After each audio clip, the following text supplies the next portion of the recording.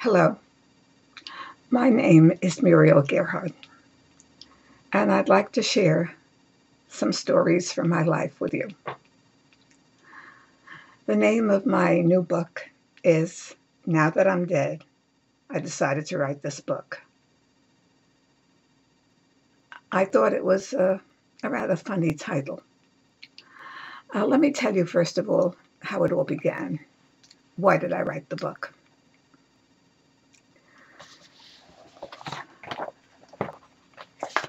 The idea of writing the book originated when I was confronted with the reality of my retirement. I was driving home and I was dreading the prospect of retiring. To me, my job had almost become my total life, and retirement symbolized death. What am I going to do with myself when I'm dead? When I wake up each morning, what am I going to do? These were the thoughts that pestered me like little angry hornets. Suddenly, I laughed out loud.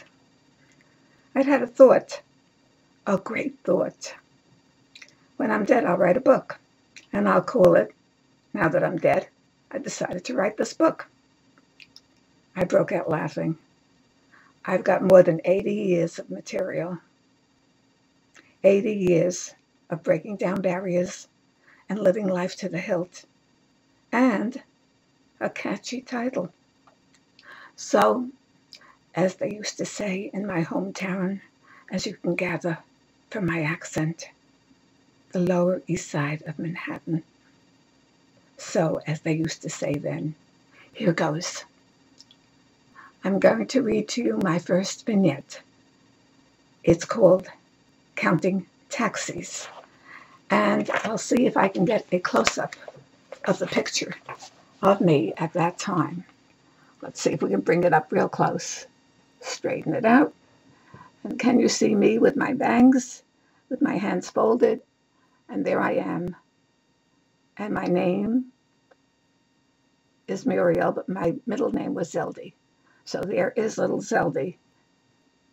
And she's counting taxis. Why in heaven's name, or in anyone's name, would someone sit and count taxis? But that was precisely what she was doing. And she would tell you, doing it to the best of her ability at 6 years of age. You could hear her timid and yet determined voice count aloud, 12, 13. Yeah, here comes another one. That makes 14. She was having a conversation with herself, as usual. Maybe it'll be the 15th one. Maybe I'll be lucky. It's very late, and I'm very tired. Soon they will come. Zeldy! Mrs. Levy called. What are you doing? Zeldy was seated high as the piano stool would go. Her very pale face was pressed against the window, looking down at the cars and taxis as they drove down Clinton Street from Madison Street, where the drugstore was. Then the taxi proceeded to East Broadway, and now, just below Zeldy's gaze, to the intersection of Grand and Clinton Street.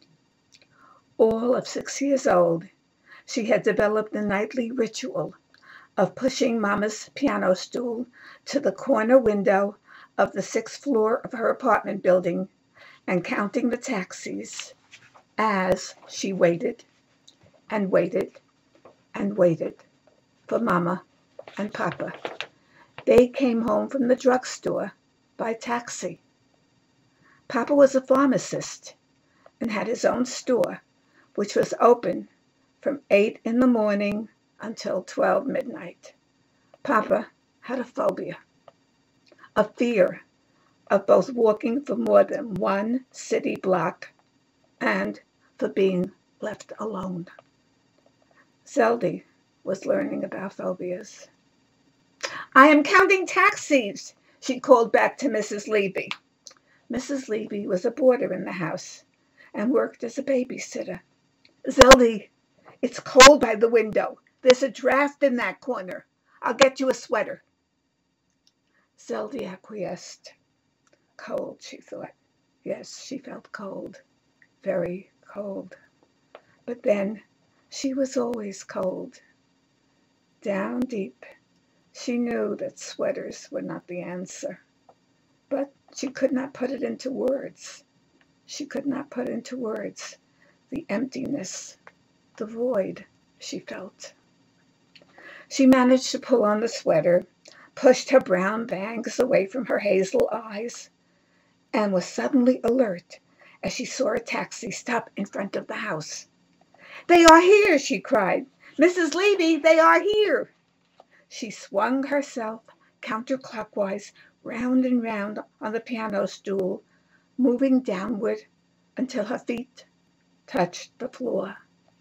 She raced through the apartment and out the kitchen door into the hall. She could hear the elevator approaching as it rose to the 6th floor. Then the doors opened. Zeldy shouted her greeting, "You are home! You are home!" and ran into her parents' arms. As she walked down the hall between them, one hand grasping Mama's hand, the other hand grasping Papa's hand, she thought, "How lucky I am. How lucky I am. 15. This time, it was only 15 taxis." Thank you. Thank you for listening to Counting Taxis. And I hope that this little vignette brings back memories from your childhood. Memories we will always treasure, all of us. I'm looking forward to reading another vignette the next time we meet. Thank you again for listening. Good night.